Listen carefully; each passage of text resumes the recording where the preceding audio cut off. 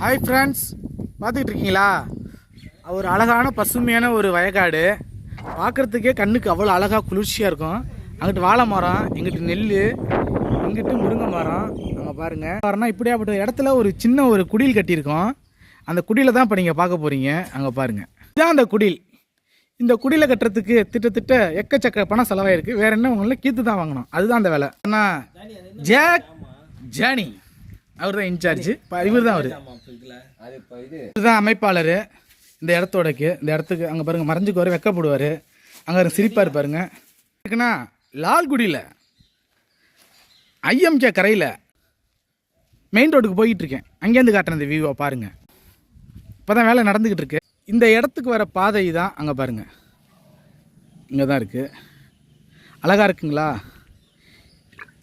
இது வாங்க அந்த இடத்துக்குள்ளே போகலாம்.